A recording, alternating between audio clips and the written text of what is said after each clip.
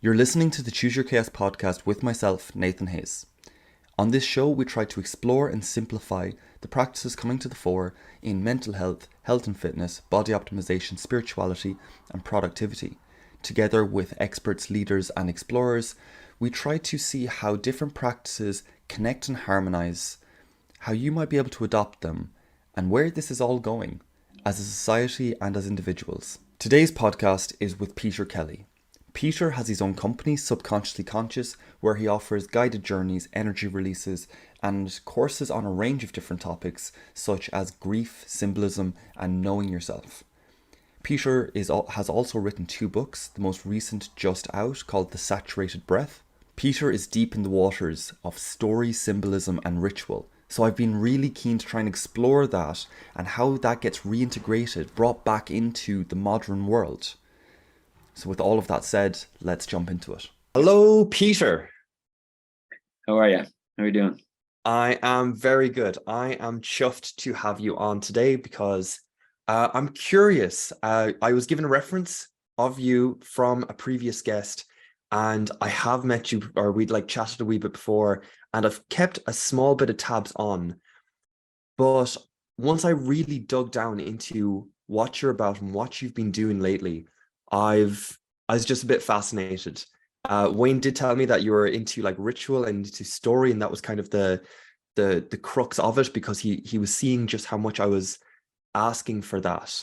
And you seem to be swimming in that ocean at the moment.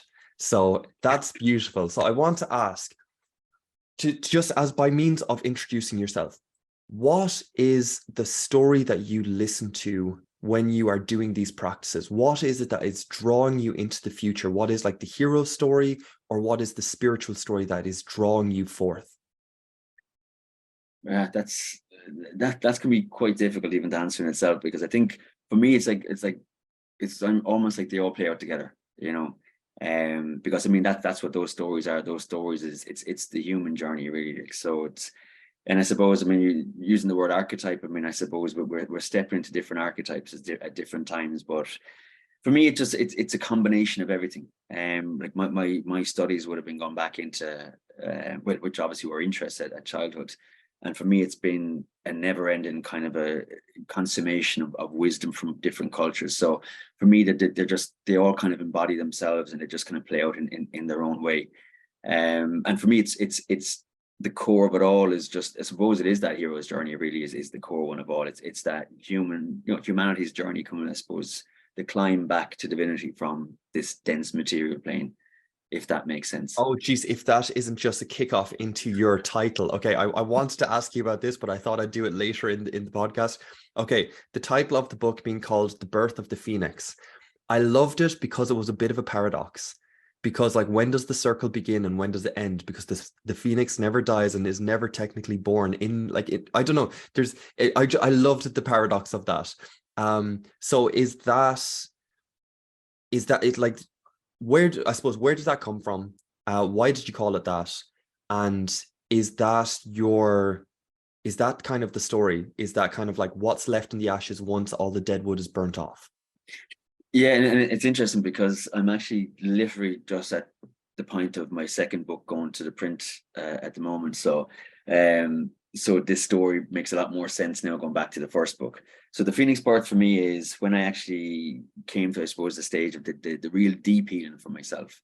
Really, I mean, there's a lot of work we do kind of at the surface, but when I started to go to the real depths of the work, the Phoenix birth for me is a kind of that first stage. And it's almost that with the second book, I've gone more in the element of water. The Phoenix birth for me is all about fire, and that's first stage of alchemy. It's that slow burn. We burn off all that dross that at the surface layer that we come off. So it's a lot of the stuff that was at the surface. So those patterns and habits that we have that we're aware of. So for me, that was it. The Phoenix birth was that really burning up of that external dross of humanity that we pick up and we carry forward that we actually kind of, again, rise from the ashes, again, reborn from that death process, because it is always a cycle of life, death, and rebirth. When you go into symbolism, mythology, everything, that is the story. It's all about, like, it's to die as many times as possible, and to constantly kind of reborn, and to lose those dense layers, basically. So the Phoenix birth for me is it's that first huge step of process, which was over years, basically. Okay, Peter, everyone, as in, okay, I'm going to love this interview so much. I truly am. This, when someone hears you say that you need to die as many times as possible, as in, that is going to be scary. There's another phrase above, there's a cathedral in the Middle East, and it's where they used to do the Dionysian parade too. Regardless, what's written above it is, Od veniam il veniam of Gassium, which means that if you die before you die, you won't die when you die, which I think is beautiful. So that if that was a little bit scary, maybe take on the second one, maybe, but there's truth. There's truth to this. So I'm kind of curious, like, that is scary for everyone. What does it mean to die multiple times? And I mean this, or I'm kind of offering this then as in, like, you mentioned the work. What exactly is your work for grieving yourself continuously? Yeah, I mean, that kind of does sum it up. I suppose I use terms because I'm so familiar with this work now in myself, that I suppose I forget about, like, a completely somebody external, like, the shock value that saying that, I suppose, can have. So I probably should, yeah, turn back on it. So a good catch. And it's literally about, like, because and this is the history of humanity. When we really delve into, like, the story of humanity, whether it's through symbol, whether it's through the teaching of the mysteries, whether it's through mythology, or that blueprint that our ancestors have left, always, that's always there for us, is, for me, is that scaling up of humanity for us to climb back. You can go through the religious texts, you can talk about the fall of Adam, which really, when you look at it through the symbolic lenses, yeah, we fall down to this dense reality, but where we actually at source, that what we actually are is divine, and it's to coming back up to that. So part of that process of climbing back up is the symbolic death. So not the physical death, but the symbolic death, that we have to kill so many parts of ourselves because they're not actually our true divine selves. So a lot of the condition that we pick up, the educational that we pick up, but what I mean by education is not just like school. It's like, what our elders would have taught us and how to navigate this thing called life as well. But, like, it's just because it's always been done doesn't mean that it's what is divinely true, I suppose. And a lot of those things are for survival as well. So that symbolic death is all about unlearning and killing off those parts that are really not us.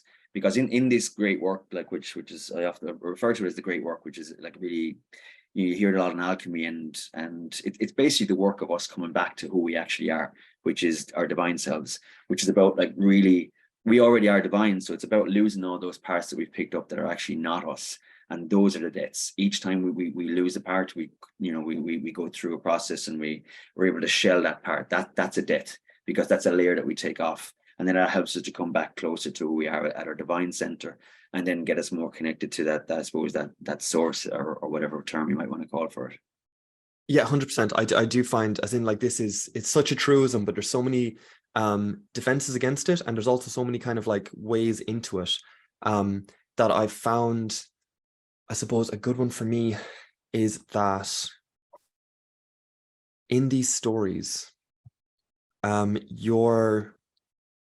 we often mistake the context for the content. So even though, like, say, a parent might have had, like, divine connection or something, that they really found that this was true, and then they told us the story of how they, like, of how to do it or what to do and all the rest, and we mistook the story for the connection. And so even on, like, the good level, even when it's good lessons and all the rest, I was just kind of blown away. I'm still blown away, and I still have so much work to do. I know. But just even the good stuff there's death involved in that as well, or there's a letting go, there's a shedding involved in that as well, which was crippling when I realized it, if I'm being honest. But having come out of it, or still in the process of it, is actually quite beautiful. I really like that as well, or that now at this stage. But so, all to say, okay, so we're talking a lot about kind of the process, and we're talking a lot of the kind of in the idea space. So I want to kind of bring it down because I think it was Nietzsche that said that when you're talking about great ideas, that you have to prioritize the tactile first. You have to really bring it down to earth, which I'm projecting here a mile because this is something I fail at all the time. So I'm trying to consciously do it now in this space. I can offer you a blueprint here, but I'm wondering, is there a dynamic that you have in particular that that pulls you apart in that way? Is there kind of dualities or paradoxes that you kind of use to do that removal of layers? Yeah, I mean, there's, I mean, I suppose like the deeper you go into the work, the more tools, I suppose, for that process that you do pick up. I mean, you've actually caught me at a really, really good time, because I've just really in the last week have just broken through like another layer, which means I'm now receiving information at a deeper level, basically, that I wouldn't have been able to receive before, or to see in my surroundings, we'll say. But I mean, for me, like what I've actually found as well in the last few months in particular is I naturally work through the Hermetic principles. It's how I kind of see the universe.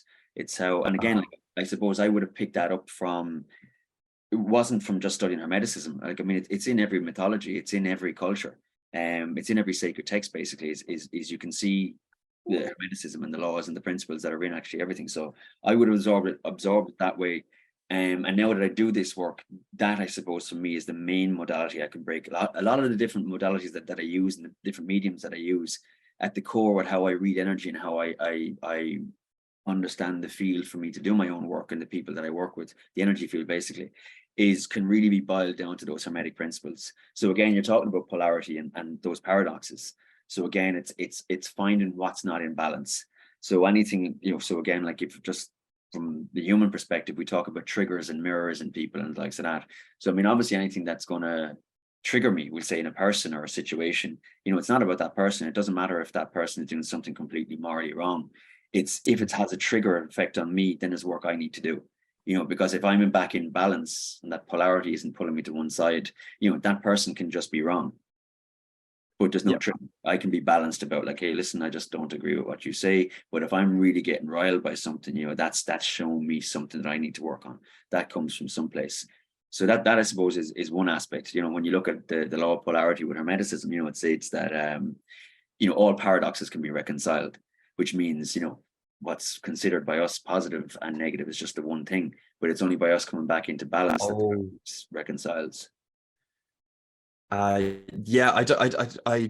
man, this is beautiful. Sorry. Okay. I mean to say, okay, because that's a very tricky rule or kind of thing to live by, in that all paradoxes can be reconciled, because they can't within our framing, but in our attempt to resolve the paradox is exactly what draws us out in life. As in, so I'm going to take this away from, or I'm going to just give like an example of, so I use like orderliness and kind of discipline, and then creativity and kind of exploration. They are two paradoxical things, but I need to have both. I need to create, and then I need to refine. I need and do this thing continuously.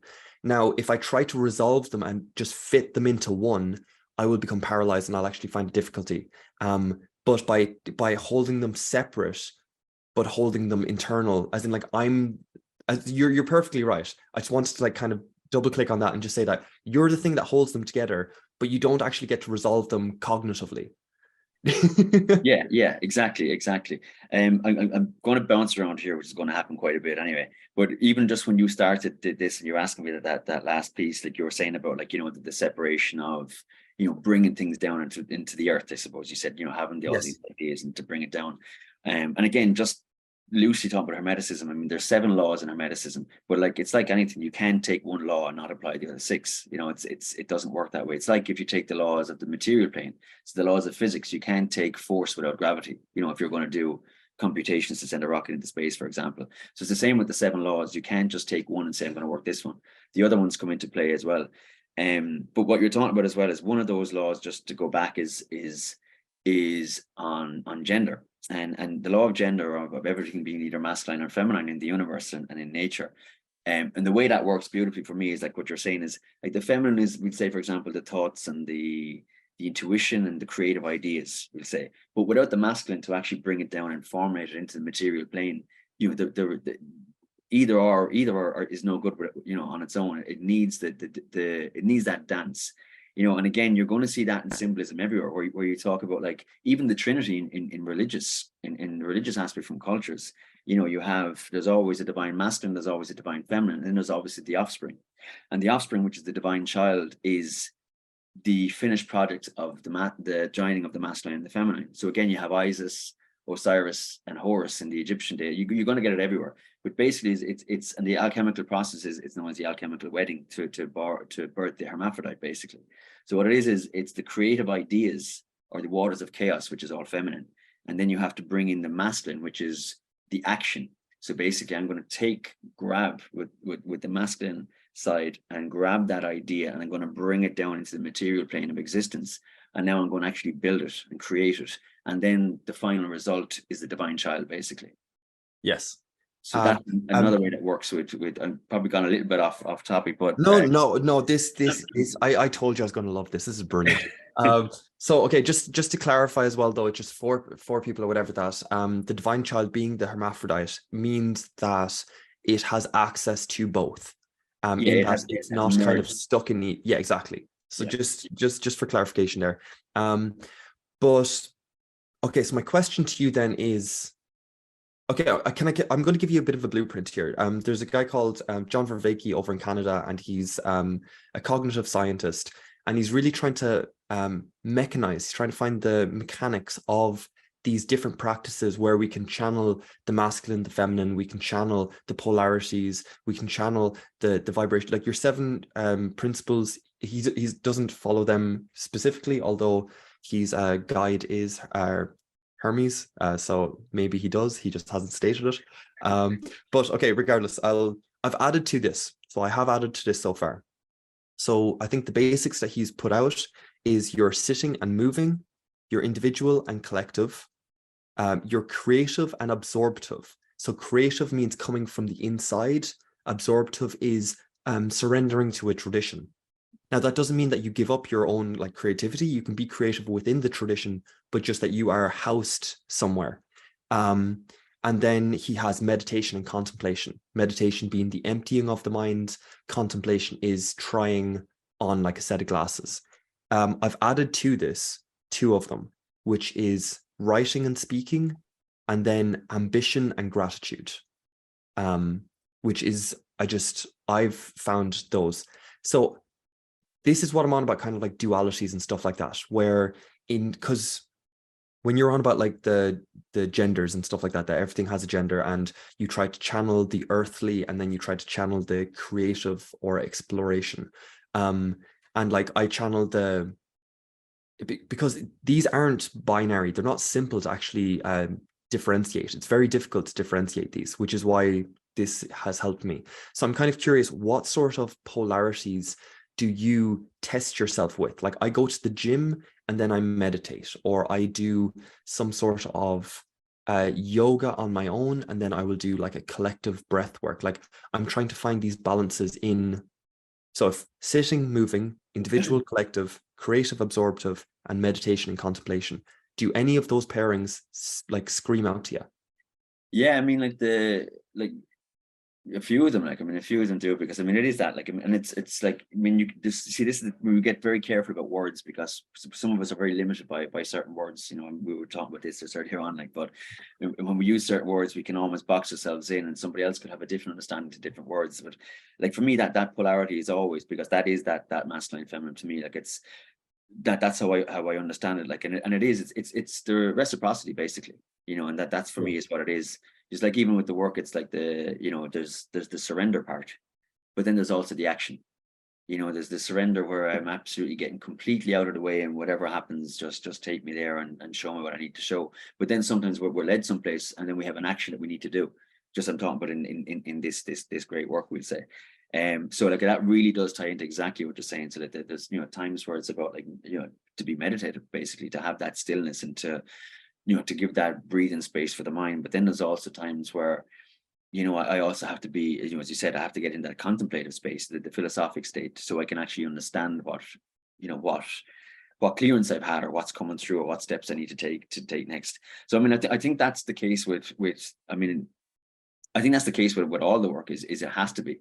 And again, you know, that is that is what's part of the sacred laws, is to understand like that you know, we can't just bull our way through this, you know, anything basically in life, not just this work, but anything. We have to have that balance. You know, anything that's out of balance becomes toxic, you know, and it doesn't matter whether it's something that's healthy. You know, thinking can be fantastic. It can really help us to navigate problems and solutions in life. But if we start to overthink, you know, what happens is we go into that spin inside, and it becomes, you know, we get nothing done, because we start to, the mind will overtake us basically. So again, you need Yes. that space where you come out of it, and you can, you know, where you can meditate, you know, where you can actually have that stillness from the mind as well. So for me, like, yeah, I mean, it's in everything. Like for me, how I see things as well. It's the thing about what, like, a lot of the real ancient teachings, basically, which is what my core of everything is the reason a lot of us get lost in it is because it's actually way too simple. And we as humanity have overcomplicated everything. As society has gone forward, first of all, there's more population, there's more people on the planet, there's more options for things, you know, and so we've actually overcomplicated everything. And at its real core, even the likes of like the Kabbalah, the Kabbalah is something I've been trying to get my head around for years and years and years. And I mean, it's so vast that there's not even, you wouldn't even cover it in a lifetime anyway, even if you did get it. But the reason it's so complicated is it's actually so basically simple. And that us as humans have gotten so complicated in our minds that we actually can't grasp the simplicity of it. So that's, again, coming back to the part of why we need to shell so many layers to be able to come back to just that simple divine state, I suppose. But again, because I've kind of digressed a little bit, but yeah, for me, everything has to have that polarity. It has to, because if we don't have the polarity, there's nothing to keep it in check. You know, it'll just go to toxicity. It's an extreme of anything. And even like, you know, we talk about things like, we say addiction, we say drugs and alcohol, which is obviously they're bad things that do a lot of damage to the body. But we also forget that things like meditation are also toxic. Like if I meditate for 8 to 10 hours a day, you know, that's not really healthy. You know, so that's They call that spiritual lighthousing. yeah. You find a mountain and you isolate yourself and you become enlightened. And then the only thing that happens is when you go back home and you visit the family, everything falls to crap and you're just like, God damn it. And your mom gets under your skin and your dad brushes up against your ego and you get like, so that's the term they have for it, is spiritual lighthousing, which I love so much. Just to give you a bit of feedback, or just a bit of bounce back there on that one. Just for thinker, I would invite them to go back and read Hamlet and like really dig into the character of Hamlet, because I've done this recently and that is rich. But as for what I want to ask and what I actually want to like dig down into, okay, because I think this would be really good for the viewers and for anyone watching, and if I'm being selfish, it's just for myself really. Is so when you go on about surrender and being assertive or being kind of present or taking action, that you have that polarity. Okay, that is really important when you're doing pretty much any kind of work. And I've had struggles with this a wee bit, where I have found people who were so go with the flow that they just weren't even there. But then I've also caught people who I thought were so go with the flow, but were there the whole time, and I didn't recognize that in them. And then I found people who were very assertive, bullish, and just like absolutely like bull in a China store. But then I've also found people who were very assertive, but also had this like sensitivity, were checking in, they were receptive. And again, I was projecting, I had narrowed my vision down to this scope where I wasn't recognizing these, I wasn't letting the pendulum swing fully. I was keeping it small because that was safer, and that was, but the more I'm doing this, the more I'm just kind of like, okay, no, big swings, please. Be careful so, with that. so I'm curious, what is it you listen out for? What, like, where are you listening to? What are you listening from when you know when to surrender and when you know when to take action or to kind of be active in the process? Well, first of all, that act of surrender is a constant battle, because each time you surrender, it's a whole new process. So that's just I might make it sound simple. And I take that back if I have, because each thing that you go through is a whole new surrender, because you're surrendering a new part of yourself. And it's as we start to get in, we start to realize how many parts that we actually have, that we've layered with ourselves. So just want to be really clear that surrender is not an easy process. So for me, it's constantly just trying to, yeah, I mean, it's a constant battle, because like I said, each surrender is going to be different. So sometimes it's maybe more from the mind, sometimes it's more from the body, sometimes it's, more it's the emotional side, or it's, we're taking the 4 aspects of the body, so that there's so many different ways, and depending on what you're going through. And I suppose the deeper view on this is, it's depending on where this layer that you're trying to remove actually sits in your system, and where it comes from, and how it affects you. Because again, like, the same thing could happen to, just say there's 6 people in a room, the same experience could happen to those 6 people. 1 or 2 of them might have no traumatic, just using trauma as an example, might have no traumatic effect, we'll say. And for those people, it could have, but those 4 people, it could activate on them in 4 very different ways. Again, because of whatever kind of wiring that they have, whatever kind of environment they grow up in, whatever their, ancestral history is, energetically. Or there's all sorts of things. You can go really, really deep with this. So again, I suppose it's that process of trying to find out where you're being taken, what part of you is being taken. Because again, being aware that the mind, while it's fantastic, the mind is ingrained in the programs and the layers that we've picked up as well. It's become part of our reality. So sometimes the mind will actually try to convince us to keep us safe. No, you don't need to do that, or whatever it might be. So like it's really, I suppose, finding where the truth is. You know what I mean? And the truth is, it's your own system basically, but it's supposed trying to get yourself out of your way. And for me, Okay. Yeah. what I use for me personally is what we call the field. I mean, like, it's like the quantum field is what it's known as now, I suppose, in modern science. But like, or the shamanic field, the knowing field, depending on what you work, which is just basically the field of energy. Because we are a bioenergetic system that reverberates out a signal, basically. Now, if we had no stuff picked up, we would just have a divine signal and everything would flow to us. But that energy is everything we've picked up. So basically, any stored emotions, anything, negative mental thoughts, patterns, or whatever it might be, that becomes part of our energetic system that vibrates off us. So that will actually cause interactions within our field, as what we would term it. So basically, the type of interactions I'm having. So I'll start to analyze those interactions. So if I'm starting to meet certain types of clients, they're going to be mirroring something that's in me, or something that maybe I've just gone through. If I start to have certain interactions with people, it's certain I'm going to find a common thread. Like, I basically use like symbolism in everything. And symbolism, like, you're always looking for a key. So like, while the sea of information can be vast, which it is, I'm trying to kind of pair off things. So it's like everything is like a puzzle, basically. And once you find that key, you're trying to find where it's taking you. So maybe I'll find a pattern in the type of people that I'm having these types of interactions with. So I'll use that to follow it back into me, and then try to see where it's trying to take me. And from that, try to break down, I suppose, the ego protection of what that layer is, to try find what that surrender needs to be. Okay. Why are you using symbolism? Why not language? Because symbolism is my language. That's the language that speaks for me. It's because symbolism is everything. Symbolism, and language isn't. Well, symbolism is a language.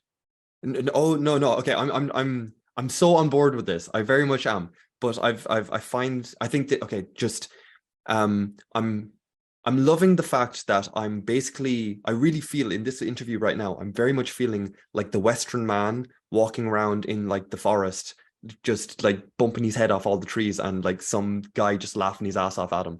But I'm actually enjoying this kind of like this process.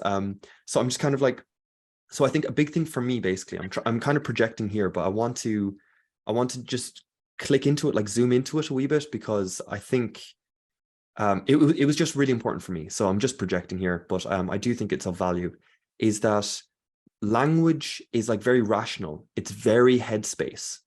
And that to make the next jump for language, you have to rationalize like the whole way through.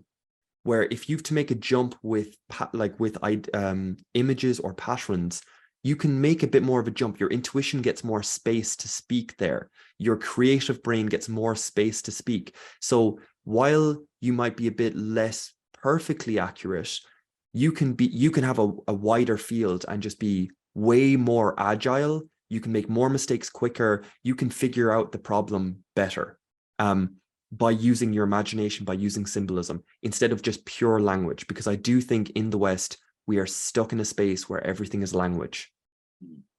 So I was just trying to dig into that there for you. Yeah. No, I mean, and I suppose to be clear, so language is a part of that field as well, because people will use certain words that's literally their subconscious is speaking through them. Like, you just sometimes.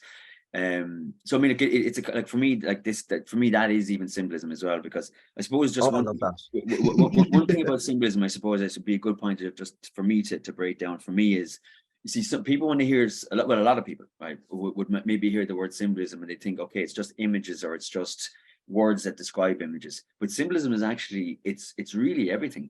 So like for me, like okay, how everything is energy basically, which we know, right? We're really stripping it back into energy. But like, because we're on the material plane of existence, there's a lot of planes of existence above and below. But because we're on this material plane, energy will manifest symbolically. So basically not exactly as what we consider an image as a symbol, but like in a pattern. A pattern is symbolic, basically. So a pattern could be like certain stages of age. Pattern could be a certain type of word that somebody would use, again, just to touch on that. Like, so, somebody maybe would use a certain word just to describe something, and it really catches you when you're in, but when you activate that field of energy as well, when you're really tuned into it. So and obviously you're not just using that word to pinpoint, you're obviously using everything else that's coming through as well. Even like, we all talk very negative to ourselves a lot, which is a big thing, to catch, and you got to look at that. Where does that come from? Why would I say that about myself? Or, so there's got to be something. So you're using so many different avenues. Like, so when I say symbolism, like symbolism is really like, it's everything. It's not just like a visual or an image. It's a descriptive image. It's also the pattern symbolically, basically, as well, which will obviously tie into like looking for that key, as I said, to unlock it. Okay, here I'll give so for anyone that just is, again, just more language orientated, I'll try and get, because this is just where I'm at. I totally get you, but it's taken me a while to get here. And so the example I use is the Greeks' notion of love. So we have one word for love, this, and the Greeks had agape, philia, and eros. They had three. So symbolically, as in like the space is the same, it's still love, but they broke it down into three, and it's so in that way, the words are symbolizing the space, and they might be symbolizing a space within a space or whatever else. It's just basically to say, when Peter is saying that words are symbols as well, it's just an acceptance that the map is not the territory, that you are a category, as in like you are a man, you are you're a healer, you are so I'll broaden out. You are a dad, you're a mom, you're a soccer player, you're a fitness person, you're whatever else. Yes, you are, but you're not just that. That is a symbol that captures an aspect. That, just to clarify that, because that took me 2 or 3 years to realize that simple point. And but it's like, it's once, I mean, it's once you start to really get into the philosophic state of this, is where like everything, like what we think we I know what that is, everything just becomes so infinite, so it does kind of blow your mind a bit when you start to getting deeper into these things. Like, and another way of looking at it is, you could say like words are archetypes. Words are archetypes that we have actually formulated a certain energetic environment to what that word means. But then the next person, as you said, could have a very different archetype to that same word because of what that means to them. There's a different structure around it, and it affects their system differently because of it. Yeah, I get that. Like even mom and dad, like, you know what I mean? Like, so like mom is a whole. Geez, you went for the most loaded one there. But it's a whole archetype. But there's the whole aspect of mothering. There's the whole aspect of everything that's involved in it. Like, so like that one word can encapsulate somebody's mind to really mean so many variations of what's within that one word of mom. And then the next person might not have thought of certain aspects of that word that somebody else would, because it's so vast. So again, like, let's say, for example, me, when I write poetry, like I use symbol to express myself. So I might, when I use a certain word maybe to describe a certain thing, and that's why with the way I write, it really activates other people. So they find themselves, because I might use a certain word to describe something that I really meant when I wrote a certain poem, but somebody else could come back to me and they'll find something that I never saw in it, because they'll understand something very different in the words that I put there, because it speaks to them for what they understand. And it's all perfectly right, but it might not have been my pinpointed intention when I wrote it. Like, and it's just words can really can mislead us as well as like direct us so clearly as well. Like they can mislead us if we take them literally. But yeah, so like we can even say like that's not a new tool. So this is what I was trying to say like earlier when I was on about even someone who has divine connection giving you a story and all the rest doesn't mean you get the divine connection, because you can get lost in the story. And this is why Jesus had like parables where he went on about the prodigal son who left and then came back. And you have the prodigal son who went away and came back, and there's a story in there. There's the father who welcomed him back and threw the big feast. And then there's the brother who stayed and was was the son that was kind of asked for, or again. So this okay, me tripping up here is exactly what that is. It's a parable, meaning that there is no answer to that story. One time I listen to it, I could be the brother. One time I'm the prodigal son. One time I'm the father, and the story gets you into relationship with something, but sorry, I'm not going to come across it, but that's a really good point that you just made there, because this is for me exoteric versus esoteric. Okay, so exoteric is the face value basically, right? So again, if you want to just take the Bible as an example, so exoterically, beautiful story, fantastic, you know, it's a really great heartwarming story, even just of that, like that parable, we'd say. Esoterically is when you start to read between the lines of what's in the symbolism, what was really, you know, and this is going into like mythology as well, which means today, and this is a roundabout way, but this is when I teach about symbolism. Symbols are not something that somebody can tell you what they mean, because symbols are read from within your system. So today maybe you read that story and you're really aligned with the sun, you know, because maybe that's what's going on in your system. That's how you're feeling, because that's what you're going to identify. So next week, it's the father, because you're in a different state of mind. Your system is in a different place. Maybe you're, you know, for whatever reason, maybe you're in a better place or in a worse place, you know, so you're going to see a different aspect of that story. And that's the gift when it comes to these mythological stories and sacred stories as well, is the fact of, you know, we have to understand at the time that they were written, and a lot of them weren't even written, they were passed orally, is they didn't speak like us. They didn't relate to each other like us. They didn't, like, going back to what I said earlier, there wasn't as many people on the planet, and there wasn't as many needed so many words to describe so many things that we have now, the absolute chaos of over complicated choice that we have. So how they expressed themselves was very different. So it was really true symbol, because through symbols there's more than one meaning. So what you can put into one story or one parable, for example, you know, can have 1,000 to not maybe millions of meanings, because each time you just switch the lens that you're actually going to look at it through, and that lens is dependent on where you are, I suppose, as well. You know, so maybe I'm having a really off day, I'm going to really pick up on the negative side of that story because it's resonating with what's going on in my system.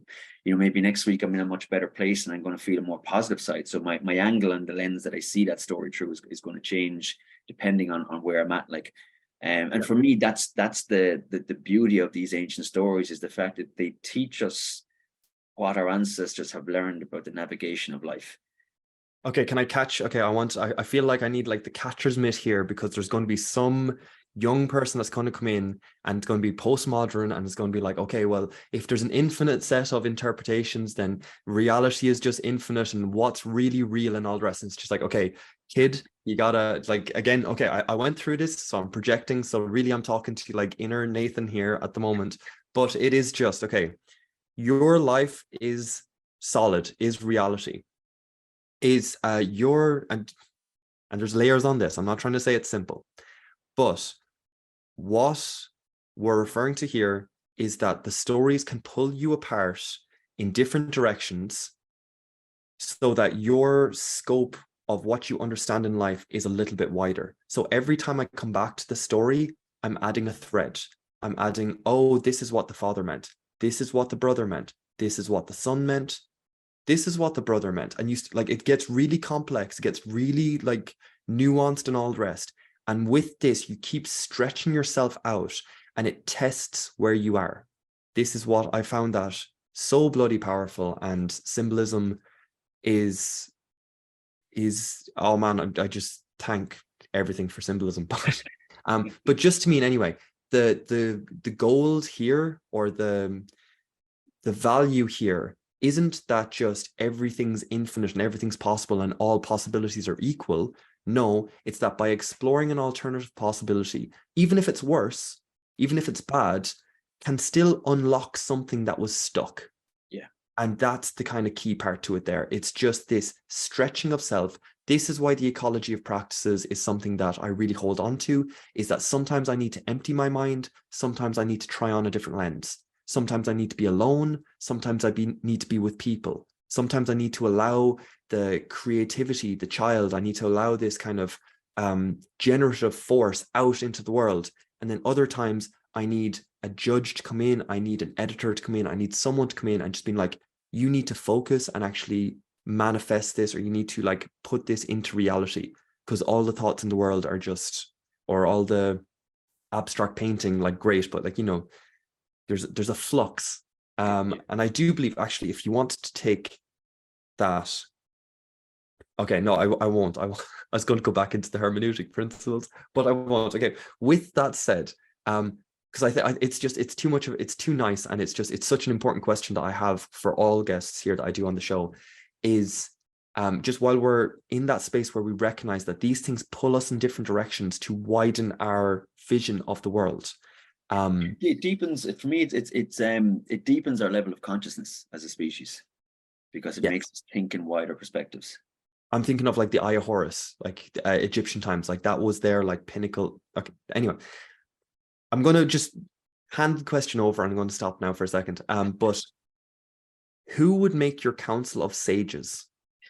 So as we go through, we have sages and we have symbols and we have things that like just recurrently pop up. And like that parable that we're on about, coming back to that symbol or that sage adds on threads like no one's business.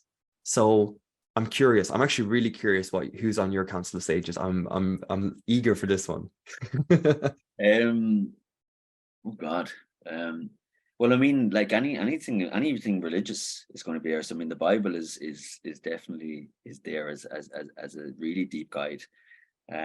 So I mean, you can take that as like Jesus of the New Testament, or you can take it as right into the Old Testament. Thoth, the Egyptian, or the Atlantean, whichever way you want to take it as well, which is basically the core basis of where the Hermetic teachings came from. Hermes was much later; he was in Greek times, but it was actually way further back, which was Thoth. So a lot of the teachings of Thoth that comes through in a lot of the very ancient kind of alchemical and sacred Egyptian texts. I mean, a lot of the initiated philosophers as well, the likes of Plato, Homer. I need the poets, and I need the true poets, really, because the poets were always able to capture the deeper meaning because of how they viewed the world. You know, there's universes within universes when it comes to poetry, because people were able to really view the world in that such a minute scale. And again, micro being macro, and as above, so below, and the rest. So yeah, definitely in the likes of those. Francis Bacon, another guy who's, I think, should be really, really checked out. You mentioned Shakespeare. I'm not going to say any more on that, but there's a rabbit hole there that anybody can go down about who is Shakespeare and who actually wrote, because and Francis Bacon is a guy who's going to come up. But yeah, so I think that those kind of people, because you know yourself, you read things at times, again, just going back to what we said previously, that just activate you. But yeah, for me, definitely the ancient philosophers, like, you know, especially the Greek philosophers, like Pythagoras, Plato, Homer, anyway, definitely up there. And then before that, like, you're talking about a lot of the religious texts, like, so would be would be the teachings. Because for me, like, when you delve into this, these are the ascended masters. These are the ones that come at different times throughout humanity, because you know there's a council. There's always going to be, there has to be a balance of dark and light, always, basically, right? And anytime the light, what's known as the brotherhood of light, really, if you want to go deep into this, really, where the ascended masters are, they will never give more light to the world, to this plane of existence, the material world, basically, because that's not how they operate. But what they do is when there's an imbalance and maybe there's more darkness in the world, they'll come and they'll either come through somebody or incarnate through somebody, or else they will channel through somebody, and somebody will write a book or something to help bring back that balance of dark and light again. But they will manifest throughout history. So again, like you have like the likes of Christ consciousness, you've had the Krishna, Buddha, so all these is just the consciousness coming at different times in humanity to give whatever message that humanity needs from where we're actually at that time. And this is my core of a lot of the ancient teachings. Oh yeah, well, if I could reference Vervaeke there again, he is hoping for a second axial age, basically the axial age being when like 500 BC to 100 BC, when Jesus, Muhammad, Buddha all kind of came through. And the reason that was a moment where that emerged was because the Bronze Age was the wheels were squeaking and the tribes were getting too big, and we had to try and find, like, if we're being like really kind of academic about it, we had to try and find a way of trusting each other beyond the Dunbar number, beyond the number of people I could actually know. So if we were now the same religion, we understood the same story, I can trust you without knowing you specifically. So there's like a whole thing of why so many religions popped up in that moment in particular. And he is hoping that at the moment with the changes that are happening, I won't get into that. He's just hoping for that. So with all of that said, I gotta leave that little fig leaf there.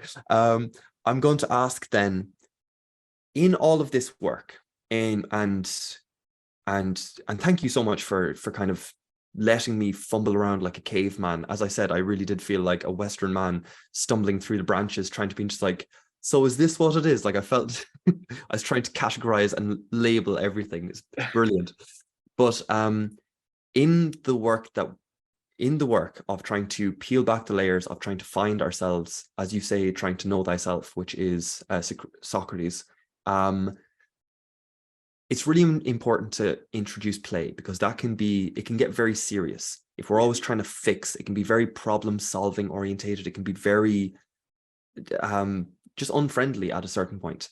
So I would ask, where, in what section of life at the moment are you trying to reintroduce play? Yeah. The timing of your question is very good as well, I will say, because this is a big thing as well that comes up, like, because again, like, why do all this work if you don't get to reap the benefits, which is the joy part, and that play part. And it's interesting because this comes up a lot, especially in the last kind of couple of years. And again, like, I suppose if you talk about the Phoenix birth, when that was done, it was like, okay, it's taken such a huge chunk out of me now, or gotten such a huge chunk of myself back, I suppose, a better way to put it. It's a case of like, okay, now I should be, doing something good. And again, it can be a difficult balance sometimes, because like I work with so many people as well, and you give back this work. That's the real gift of this work, is it's not just what you do on yourself. You get to give this back, because this is the work that other people are going to do, and now you can kind of show them a way, or guide them in a way that has worked for you. Obviously they'll find their own way, but it's like somebody to open that door.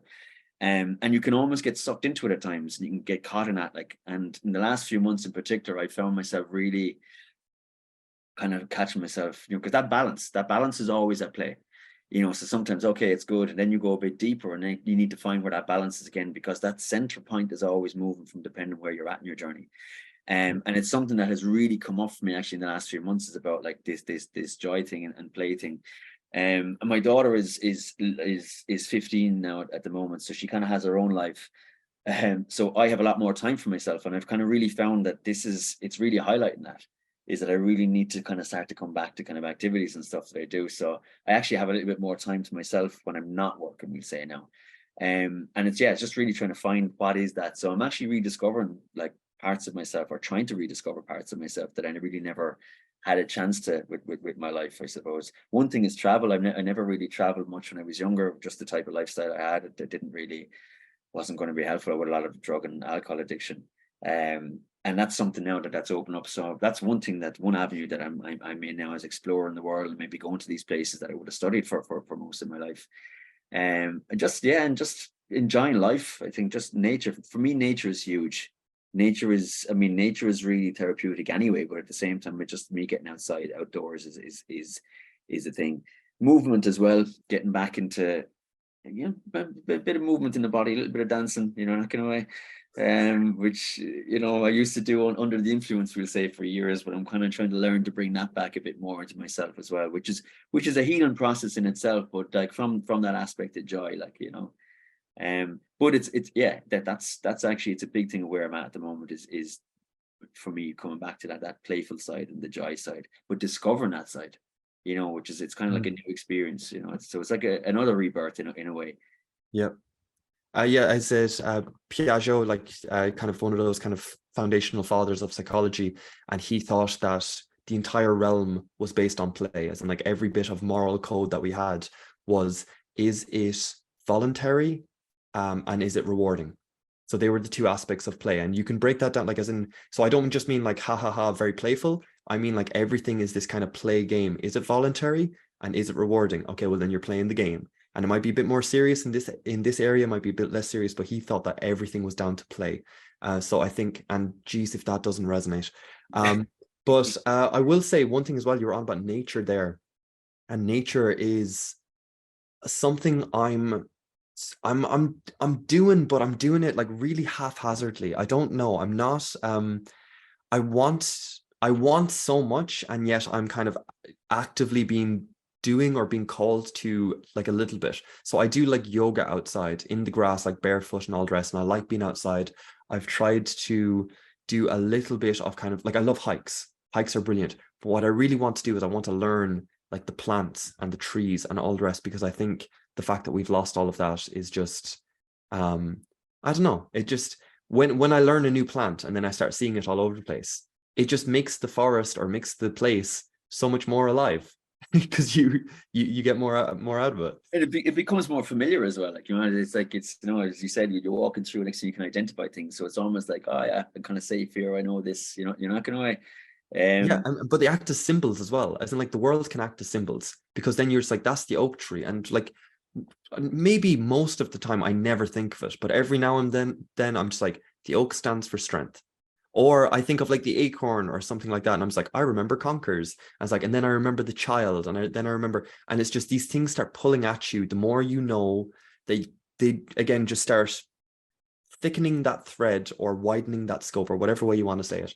But yeah, it's definitely something that there's like a little judge over my shoulder, just being like, God damn it, Nathan, you could be so much happier if just you did this. And it's like, if that isn't just life there. It's finding that balance again, though, isn't it? Like, it's like the things I want to do and the things then like the head takes over, but I need to be doing this. I need to, it's like, it's the, for me, it's that rigidity versus play, that sometimes kicked in, like, I need to be doing this thing. And then I was like, but I could just go for a stroll now and just clear my head. And, so trying to find, I suppose, that balance again, like, isn't it, just to run with it? Yeah, no, 100%. So just for anyone watching and that has enjoyed this, just before I give the last question, because I love the last one, but just Peter here, you can find him on Subconsciously Conscious. Best place is probably Instagram, but he has the website and all the rest as well. And you'll get like all the details on the actual website of the courses, of the retreats, of any sort of guidance there. So I just implore you to go along there. And with that, and I'll leave a link in the description below. But Peter, so with what we've been saying, because we've been in the realm of ideas and of symbols and of this kind of something beyond the literal or something beyond the material, and that's a world in and of itself. It's not where the average person is. It's not where the West is in particular. Actually, it's not where the average West is, because in the other parts of the world, there's very much a better understanding of this. So I'm just curious, what advice would you give to people, perhaps at that stage, or maybe just perhaps in more generally, what advice would you give to people? I suppose it depends on, people are just kind of curious. I mean, I think for me, the best thing is allow yourself to think, allow yourself to really, really think, not to distract yourself, but allow your mind to without judgment, to just traverse and think. Because I mean, if people are curious, but I think people are so distracted. We're all so distracted nowadays, that we don't, even when we're thinking, we're not really thinking, you know, without that judgment. So kind of just really just allowing yourself to just to think, you know, because what is, you know, if there's stuff going on in your life, you know, there's usually something behind it. There's some reason why things are happening. There's always a reason, cause and effect, you know. But sometimes because we're maybe rushing for an answer, sometimes that we're maybe distracted, that we're not really taking the space to ourselves, to sit with ourselves and to really ask ourselves what's actually going on, you know, that we're kind of maybe half doing it, we're kind of distracted at the same time. So for me, that's really is the answer to everything is really there once we allow ourselves to connect with ourselves. No distraction, just really have a check in with yourself and just have a think of what's really going on, what's going on with me at the moment. And you'll be surprised like that there's a lot of answers just in that alone. And the other thing as well is, I mean, for people going through anything difficult, there is so much support out there, like from so many different angles, you know, not just with the work I do. There's so many different approaches that people will resonate with. And I think the big thing as well is people just don't ask, because we have this mentality that's been ingrained into us that, oh, I can't ask for support, or I look weak, or, you know, nobody will understand. And like the second you open up that expression, that voice box, and you just talk to someone, that's it. Everything really does calm down, because the mind is creating a lot more problems than is actually exists in reality as well. Totally agree with that. And I would maybe add a small bit there. Is like, if you're not being called to it, if there isn't a tribe around you kind of asking you to do the breath work or do the journeys or do whatever else, we are in a state where the culture isn't there. It is up to us to build the culture. Yeah. So I do think that I think Peter has it 100% there. And I thank you so much for this interview. It was an absolute joy. I loved this so much. I don't get to go into the full-blown symbolism kind of talk there, where there was so many tangents we could have gone on, but there's a lot of rabbit holes that can happen. And again, guys, if anyone wants to check Peter out, I will leave a link down below, Instagram or his website there, and definitely worth a check. So Peter, thank you so much. Thank you, Nathan. Thank you.